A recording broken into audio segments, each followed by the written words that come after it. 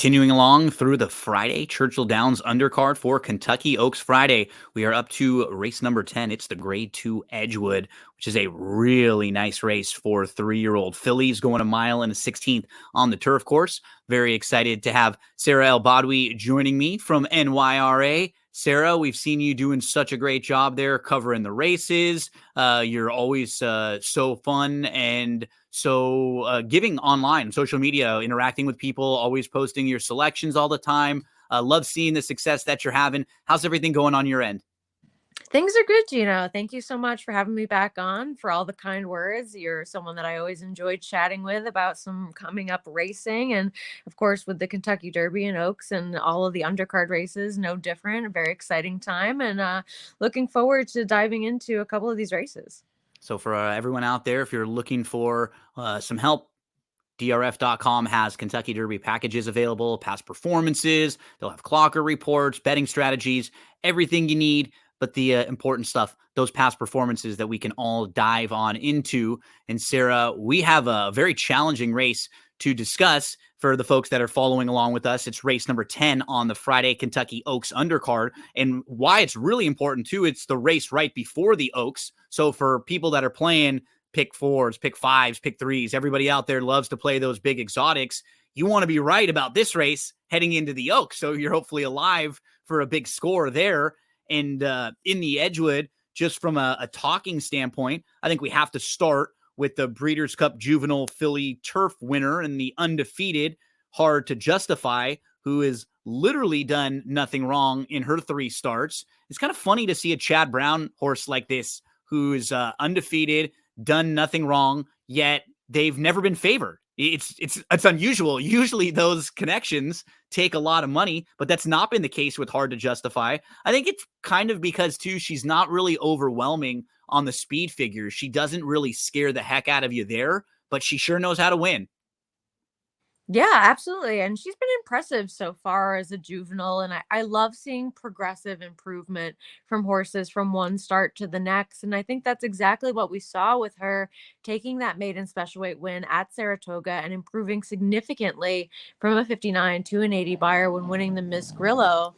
There's a snoring dog next to me if you can hear it. So sorry about that. But if there's one thing that Chad Brown does well, it's having these horses return off of significant layoffs and return ready to go. And I think that you can tell that from the work tab that she's really put together coming into this race and just what she's been able to do so far coming in to her 3-year-old debut, because those workouts that she's been firing have been pretty impressive. And she's had that steady work tab and that 2 time to get months, back. Yeah. right? Like 2 full months. It's a real nice foundation.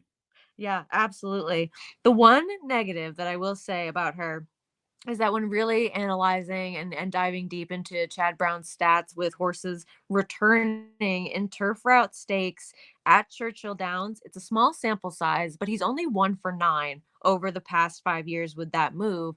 That includes some key horses like Newspaper Record, Big days, Tribune. too, you would think, right? Like these types of Oaks and Derby days.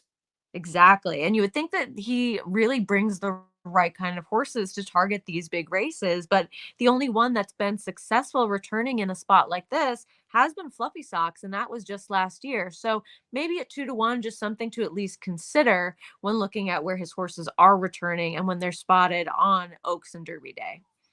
What was a little strange was in the Appalachian at Keeneland, you have a lot of horses that exit that race. It's a prep race that is a normal, typical 3-year-old filly prep race for a lot of horses of this quality. And Pounce was favored in that race. She had run pretty much the best race that any of these horses had run in her win on March the 2nd at Gulfstream.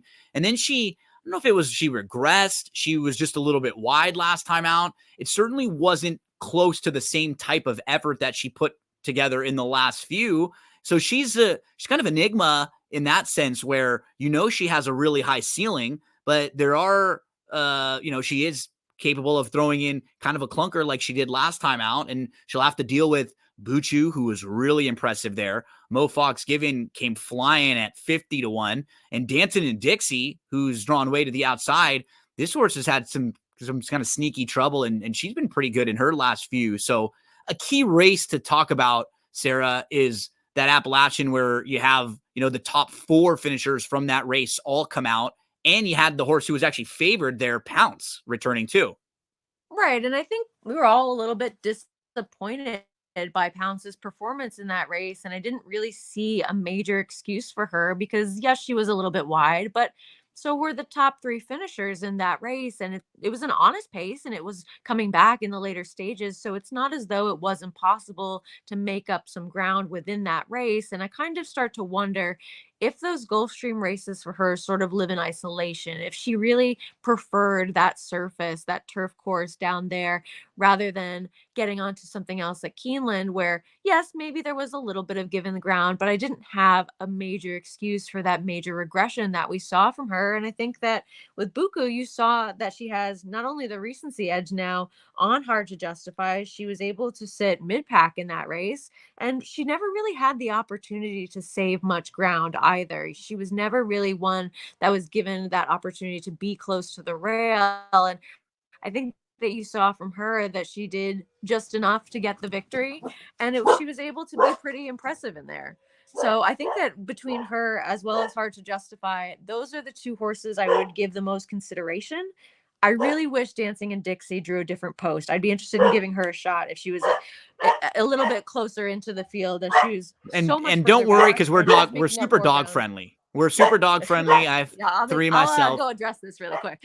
No problem. Thank you. So as Sarah's just making sure her friend is all good over there. We were talking about Buchu, and then we were talking about the other horses who came out of that very same race at Keeneland, which was the real key prep race with 4 of these horses exiting. So Buchu, I think, is the horse to beat in here, honestly, with that recent form. I'm going to kind of put this one on the same level with Hard to Justify a bit, beating those rivals last time out, Sara. So yeah, I think I've had probably 15 or 20 things just like that happen with my boxer Rolly and Bug the Boston, but it always was the Chihuahua for me, the little one that was always the one that wanted to say hi and really get involved there. But it sounds like you are kind of feeling like Buchu is really heading in the right direction right now and like a major player in here. And I kind of do too, with that the fact that she's able to come back and get the race off the bench out of the way now and have the ability to likely take a step forward here.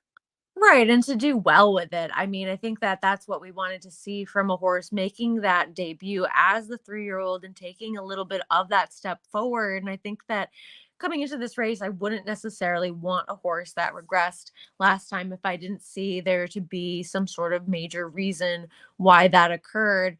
As far as anybody else within this field, if you were looking for a bit of a price to throw in somewhere, I think Pink Polka Dots is I a was little just bit going to ask, what do we do interesting. with the 1, right? Yeah, we have to talk about her at least from those really good 2 turf races where she just kind of run away and hid from everyone in those first 2. And when I see a horse like her, Sara, that her 3rd start, she goes to the synthetic and she doesn't get the lead. So there are a couple reasons that we could look at that race and say, you know what? Maybe she just wants the lead. Maybe she didn't like the synthetic. I feel like the intent with the rail draw for them is just going to be, hey, let's do what worked for us and let's make sure we get back out front, establish the lead. And that's when horses like this can win, can get comfortable. And maybe she has to go a little quicker to establish it here against a classier group, but she's a real wild card that I want to throw into some of my late exotics. Exactly. And I'm with you. I think that it's very simple. She is a horse that's likely to show that speed from the inside because that's what she did in both of her turf starts that were successful for her. So they know what she can do to win a race. And while she would need to improve and get a little bit faster, she's not so far out of contention with some of the other top contenders in this field to think that if she got things her own way, it might not be possible for her to be successful. And when you look at her synthetic race, you can say, was it that surface? Was it no Lasix? Was it not getting the lead? We don't know yet. And I think that 20-1 is a fair enough price to find out and to ask those questions and to be willing to take that chance. And if there's a horse that you look at and the questions that we're asking are, maybe her speed figures are a tad low when you compare to the top ones, or how good really is she? If you're kind of hemming and hawing with yourself and you're asking and you're going back and forth, you want to look at the horses she faced. So while the races didn't rate all that jump off the page with the 79 buyer and an 81 or whatever speed figures you're looking at. She did in her career debut beat in her career debut, she beat 11 rivals and she beat 3 next out maiden special weight winners. So while they weren't horses who had monster speed figures, all 3 horses that she beat in that race that came back to win won at a maiden special weight level. So that shows you those horses were in good form, were performing well. And then in her second start, she came back and she beat 7 rivals and 2 next out winners. So I'm saying that because she's beating sizable fields and horses who have at least come back and run well. And for a horse that maybe doesn't have the top speed figures, that's a great counter for that. We at least know those horses have come back and run well, and sometimes that's even better than a high speed figure. Right. And I think that you want to see what competition does coming out of certain races and use that to really gauge where a horse is at from an ability level. And I think that she's shown that she can at least defeat some decent horses. And when you bring up the fact that she's been able to get the lead in these bigger fields, I think that also speaks to the fact that she is that quick early and there is that intent with her to really secure that position as a front runner early on. And I certainly don't mind the jockey change to Tyler Gaffleone either. And he rides Churchill just as well as anybody, even better than most of them. So I definitely don't have any problems with that either. So she's the price that I'd want to be including within some of the more logicals in here. And I think I would keep it to those 3, the 2 favorites and Pink Polka Dots, because in the Oaks, I have no strong opinion at all. And I'd want to spread quite a bit more in there. It's almost like you've done 1 or 2 of these shows before because you knew where we were headed next. That's like a little tease to set us up. The race following this one is the Kentucky Oaks. So we always have to think about it in a sense of how we want to play the races. And you just pointed that out. Some of us are more, win, exacta, try, super weight betters, and I'll play win wagers and some individual race wagers. But for me, I'm more of a multi-race exotics, pick 5 kind of player, pick 4 type of player. And it's all about how you're structuring your tickets as well as just picking the winners, right? How deep do we need to go? This is the race I'm going to single. This race I'm going to take a stand. Good luck in the Kentucky Oaks when you have, 5 horses between 7-2 and 5-1. And any one of them, you could absolutely say they're your pick. You love them. And I wouldn't tell you why you shouldn't. Then you can get below them and another tier of horses. You could probably make some cases for they just didn't get the better of the trips, or they had their big performances in prior races. Really, really fun renewal of the Kentucky Oaks with 14 horses and nobody under 3.5-1 on the morning line. Talk to us about where you're at least starting here, because you tease that you don't have a strong opinion. No, I think that you could make a case for 8 different horses within this 14 horse field. Yep. And I would not be one to talk you off of them, at least from my perspective, in terms of who possibly has a chance to be successful in here. And I think that when you look at the 4 horses drawn towards the far outside from Ways and Means on out to Leslie's Rose, to me, those are the main contenders, as well as Torpedo Anna and Tarifa. Ways and Means is a horse that I kind of wonder if she might be a little bit lower than that 5-1, because I think everyone sees the trip that she had last time when she was making that 3-year-old debut and returned to the races off the layoff. She was keen. She was not in a good position. She was really up against it from the very start of that race and ran very well behind Power Squeeze to finish second. And maybe some could argue that she ran the better race in there. So I think looking at her and what she was able to show us as a 2-year-old and then take that step forward as a 3-year-old with that kind of trouble and still be able to come up with a similar type of number, she's a horse that a lot of people will have interest in just based on what we have already seen from her in the past. And I think that's the same case for Just FYI, your juvenile fillies winner, because we've seen from her that she has that capability and that precocity, and that she also is one of those horses that's been able to take that next step forward, making that return race a little bit later than Connections expected, but still a decent effort to finish second in the Ashland to Leslie's Rose. So I think that both of them are moving in the right direction in terms of taking that step from 2 to 3.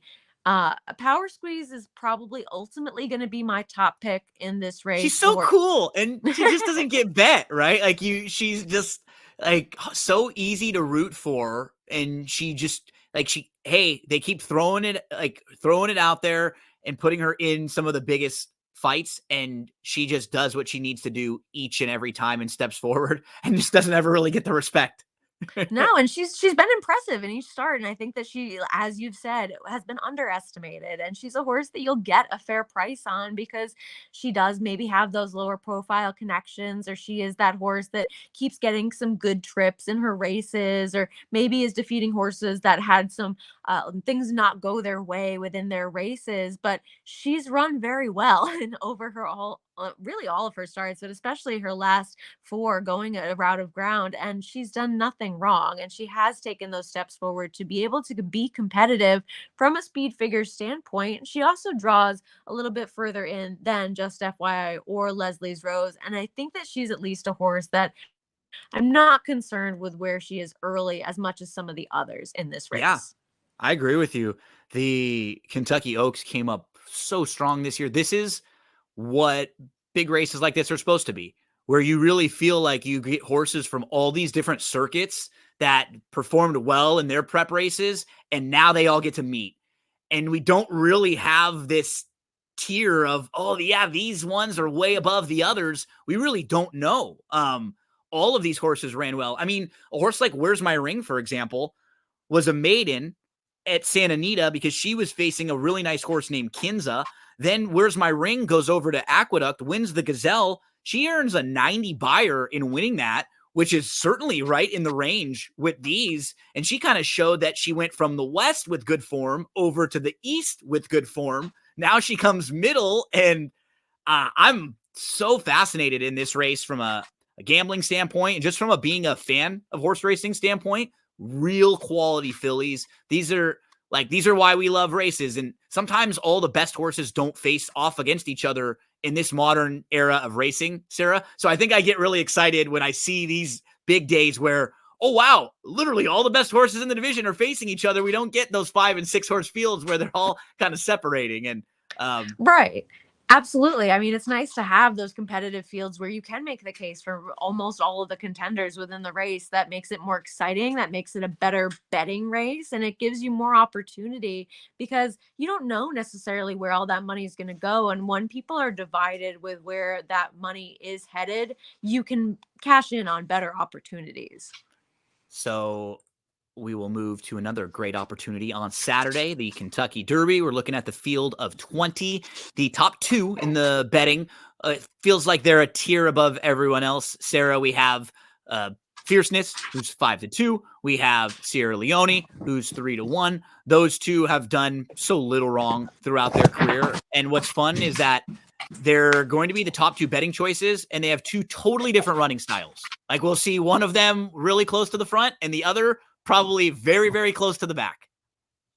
Precisely. And I think that you have some concerns perhaps with both of them because you're dealing with a situation where you have Fierceness, who is a horse that we have seen a lot of brilliance from, but we haven't seen him overcome adversity thus far. If something doesn't go quite right for him, whether it's a situation where the track is a little bit muddy or he doesn't get out of the gate all that quickly, or he has to be a little bit wide and not make the lead, or just some sort of minor inconvenience, he throws in the towel. And that's not necessarily the kind of attributes that you want from a short priced favorite going into the Kentucky Derby, where it's likely that things might not go your way in this 20 horse field, at least at some point during the race. And then when you have a horse like Sierra Leone, you're dealing with that deeper closer that's really difficult to work out some sort of trip. And I know we've seen it in recent years where we've had these pace meltdowns or we've had these amazing rides by Sonny Leone to guide Rich Strike up the rail to be successful,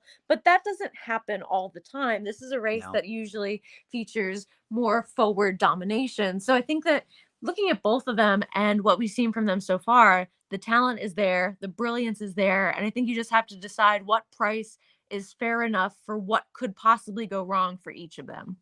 What sets up a really good gambling race is when you have horses like that will take money that you can poke holes in for the reasons that you just did. Both of them, for different reasons, you can wonder, would they be able to overcome a slow pace or a bunch of traffic for Sierra Leone? Would Fierceness be able to overcome a really wide trip or not getting to the lead or right on the lead if he has to be 4 or 5 lengths off of it, which we've never seen from him? And that's what makes it fun, because it can open it up for the other 18 horses who may not be as good. Maybe in 2 weeks in the Preakness or in 6 months, we might not be talking about them after the Breeders' Cup as good as a Sierra Leone or a Fierceness. But in this race, these horses might be able to get the right trip.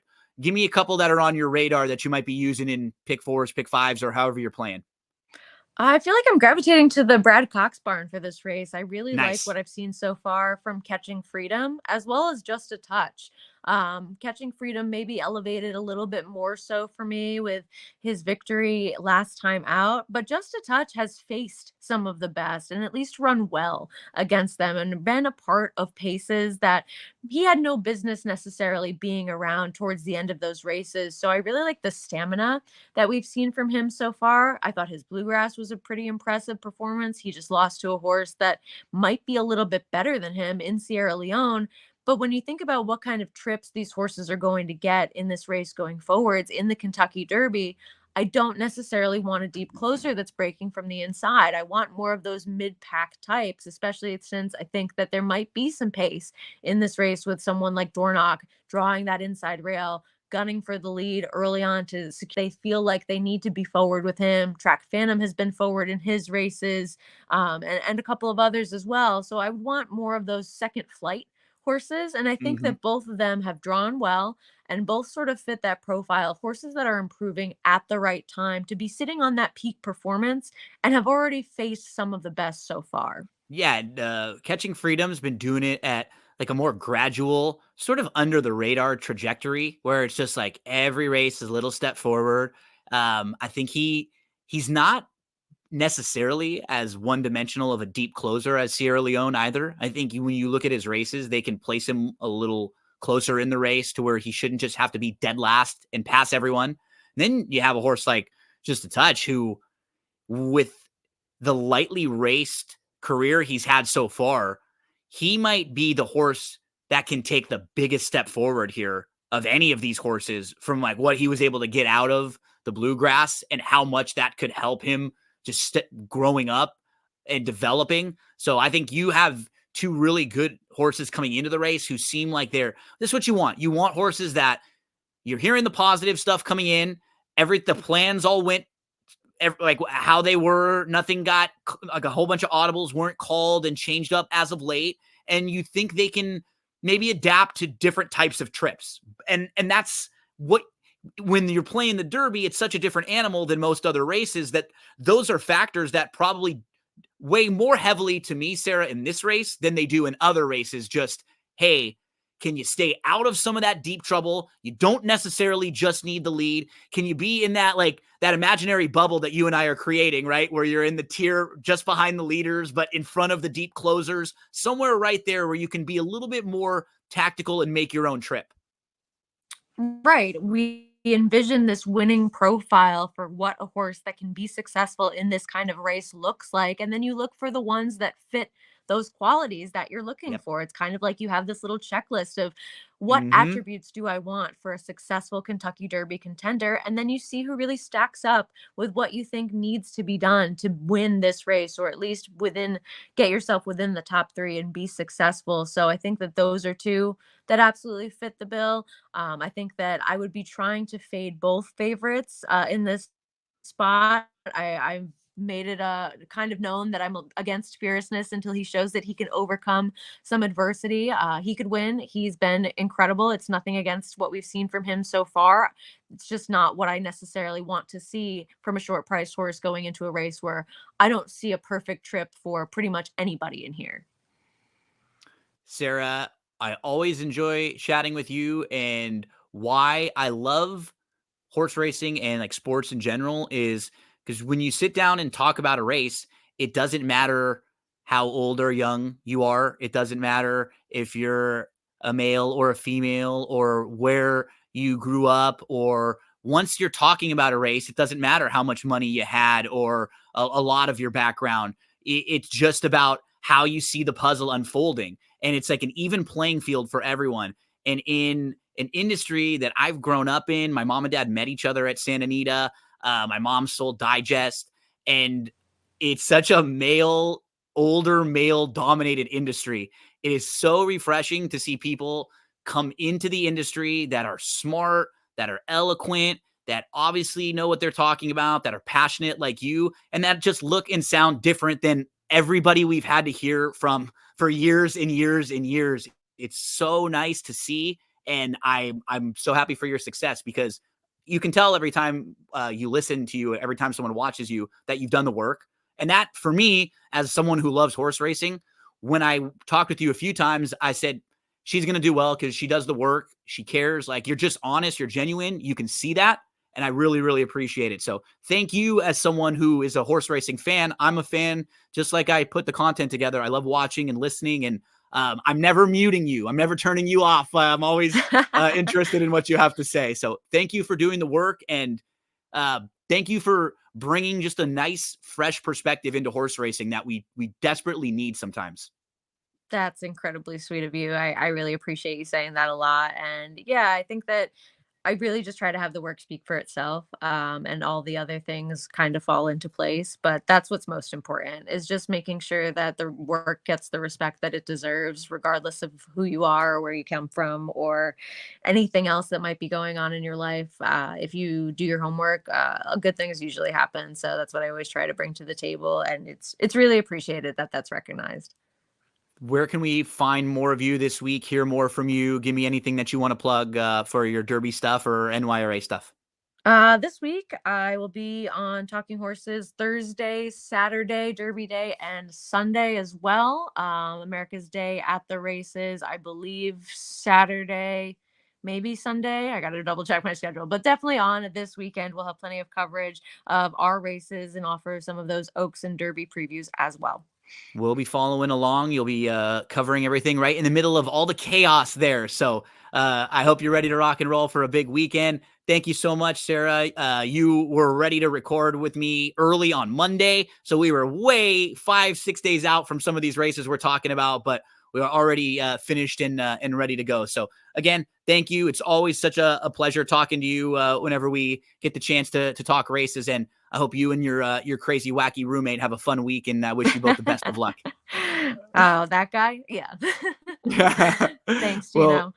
Sara will be following along with you and all of your fantastic work. Thanks so much, everyone, for hanging out with us for this preview, but we will talk about the Kentucky Oaks next, and we have previews of all these races individually, video previews if you follow on YouTube, and we're going to put them all together in order on the podcast for you, so you can just kind of sit back and listen to all of them.